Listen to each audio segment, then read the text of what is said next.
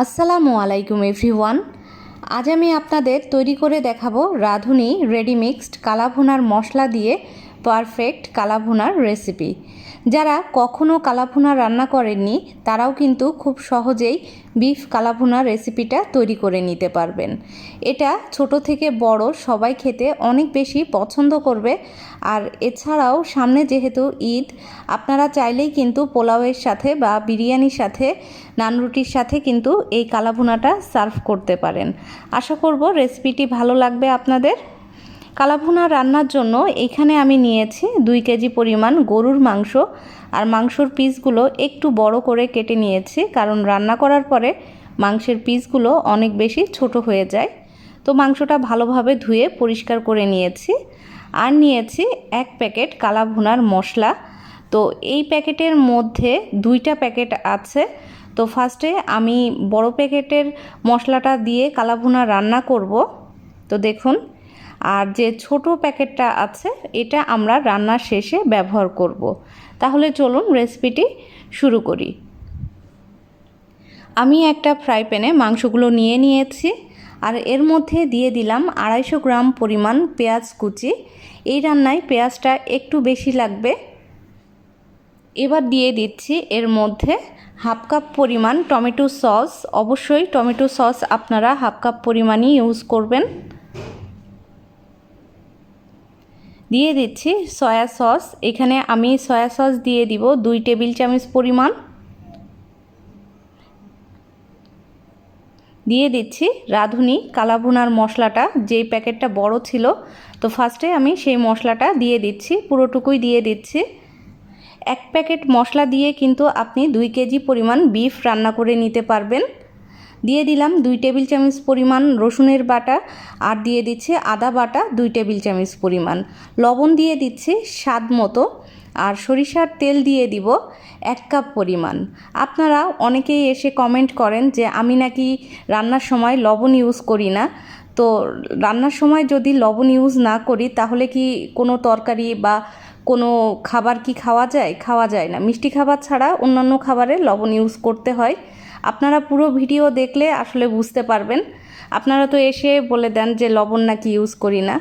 তো খুব ভালোভাবে দেখে নেন, লবণ কিন্তু আমি ইউজ করি রান্নায়। তো সব মশলা খুব ভালোভাবে হাতের সাহায্যে মেখে নিতে হবে। তো মাখতে মাখতে দেখুন খুব সুন্দর কিন্তু একটা কালাভুনার যে কালারটা সেটা কিন্তু চলে এসেছে। তো খুব ভালোভাবে মেখে নিলাম। এবার আমি দিয়ে দিব 2 কাপ পরিমাণ পানি। এটা নর্মাল রুম টেম্পারেচারেরই পানিটা, গরম পানি দেওয়ার দরকার নেই এই মুহূর্তে। তো পানির সঙ্গেও কিন্তু আমি মশলাটা খুব ভালোভাবে মেখে নেব। তো দেখুন মাংস এবং মশলাগুলো পানির সাথে খুব ভালোভাবে মিশিয়ে নিয়েছি। মেশানো হয়ে গেছে। এটা কিন্তু রেস্টে রেখে দেওয়ার কোনোই প্রয়োজন নেই। এটা আমরা সরাসরি চুলায় বসিয়ে দিব রান্না হওয়ার জন্য।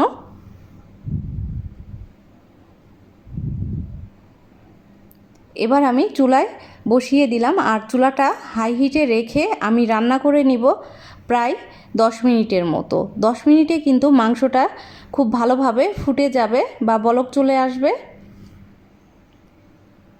10 মিনিট হয়ে গেছে, আমি ঢাকনা খুলে নিচ্ছি। আর ঢাকনা খুলে একটু নাড়াচাড়া করে দিতে হবে, না হলে কিন্তু মশলার কারণে নিচে পোড়া লেগে যাবে। তো পোড়া লাগলে তো আর খাবারটা খেতে ভালো লাগবে না। তো সব দিকে খুব ভালোভাবে নেড়েচেড়ে মিশিয়ে নিতে হবে। তো দেখুন মাংসটা আমি খুব ভালোভাবে নেড়ে দিয়েছি। আর এবার আমি আরও 5 মিনিটের জন্য এই মাংসটা রান্না করে নিব। আর চুলাটা এই পর্যায়ে থাকবে মিডিয়াম হাই হিটে। এবার আমি আবারও ঢাকনা দিয়ে 5 মিনিটের মতো রান্না করে নিব। একটু পরপর কিন্তু কালাভুনা মাংসটা নাড়াচাড়া করে দিতে হবে।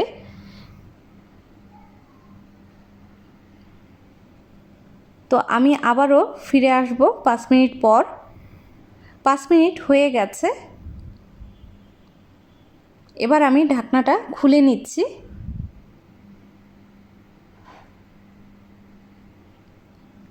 ঢাকনা খুলে আমি আবারও মাংসটা নেড়ে চেড়ে দিব। এবার দেখুন অনেকটাই কিন্তু মাংসটা ছোট হয়ে এসেছে। তো আমি আবারও কিছুক্ষণ মাংসটা নাড়াচাড়া করে দিচ্ছি। মাংসটা নাড়াচাড়া করে কিন্তু আবারও আমি ঢেকে দিব, আর এই পানিটা যতক্ষণ না শুকিয়ে যায় ততক্ষণ পর্যন্ত রান্না করে নিতে হবে।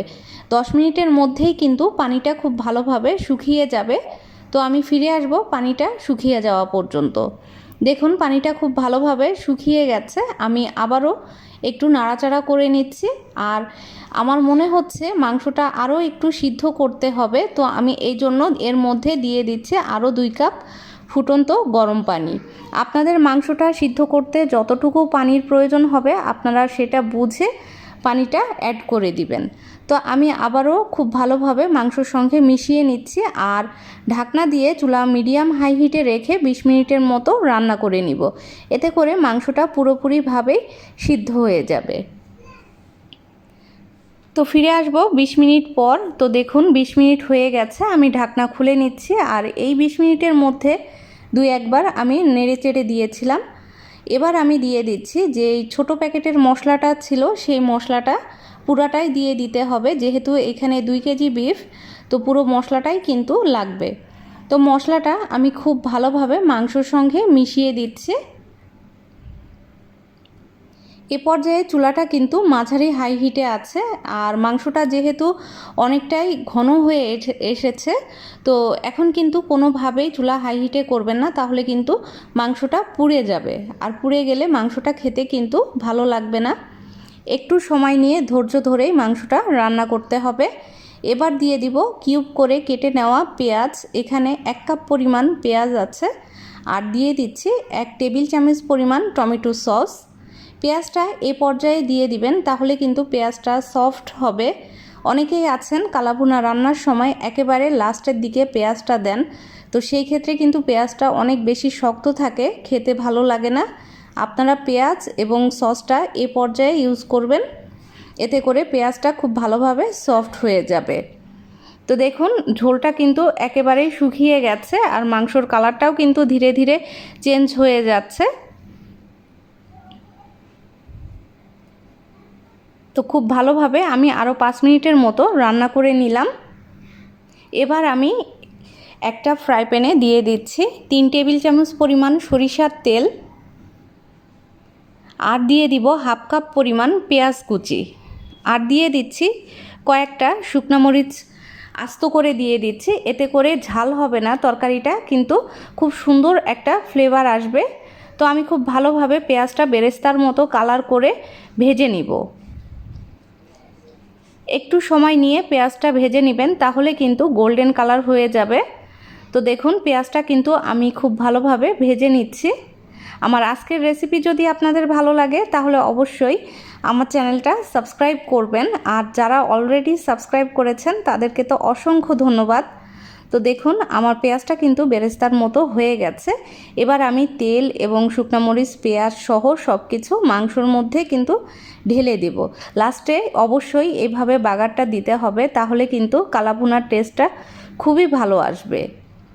তো আমি এবার এটা ঢেলে দিচ্ছি মাংসর মধ্যে। খুব সুন্দর একটা গোল্ডেন কালার চলে এসেছে। আপনারা কিন্তু এই রেসিপিটা পোলাও অথবা নান রুটি, এমনি প্লেন রাইসের সাথেও কিন্তু সার্ভ করতে পারেন। যেটা দিয়েই সার্ভ করবেন এটা খেতে কিন্তু অনেক বেশি মজার। তো এবার আমি সব কিছু খুব ভালোভাবে মাংসর সঙ্গে মিশিয়ে নিচ্ছি। মাংসর সঙ্গে মেশানো হয়ে গেলে আমি আরও 10 মিনিটের মতো চুলা মাঝারি হাই হিটে রেখেই নাড়াচাড়া করব, আর ধীরে ধীরে দেখুন কালারটা কিন্তু একেবারেই ব্রাউন কালার হয়ে আসছে। আর ঠিক কালাভুনার যে কালারটা হয় সেই কালারটাই কিন্তু চলে আসবে। রান্না করতে করতে আপনি নিজেই বুঝবেন যে কালারটা কিন্তু চেঞ্জ হয়ে যাবে। তো দেখুন একদমই কিন্তু কোনো রকম কোনো ঝোল বা গ্রেভি নেই, যতটুকু আছে মশলা, আর কালারটাও কিন্তু খুব সুন্দরভাবে চেঞ্জ হয়ে গেছে। এর থেকে কিন্তু আর বেশি রান্না করার প্রয়োজন নেই। আমাদের কালাভুনা কিন্তু খুব সহজেই রেডি হয়ে গেছে। আপনারা চাইলে এইভাবে ট্রাই করে দেখতে পারেন। আপনাদের ফ্যামিলির সবাই কিন্তু অনেক বেশি খুশি হবে, এভাবে কিন্তু আপনারা ট্রাই করে দিতে পারেন। তো তো দেখুন আমি খুব ভালোভাবে মাংসটা রান্না করে নিয়েছি, আর এবার আমি চুলাটা বন্ধ করে দিচ্ছি। চুলা বন্ধ করে আমি সার্ভ করে আপনাদের সাথে শেয়ার করব। মাংসর কালার দেখেই বুঝতে পারছেন কতটা সুন্দর হয়েছে। আশা করব আমার আজকের রেসিপি আপনাদের সবার কাছে অনেক ভালো লেগেছে। আপনারাও এভাবে ট্রাই করবেন। যেহেতু সামনে ঈদ, আর ঈদে অবশ্যই আপনারা এই রেসিপিটা ট্রাই করতে পারেন, বা ইফতার পার্টির জন্য কিন্তু এই ধরনের রেসিপিগুলো একেবারে পারফেক্ট হয়। তো সবাই অনেক ভালো থাকবেন। আমার আজকের রেসিপি এ পর্যন্তই। আল্লাহ হাফেজ।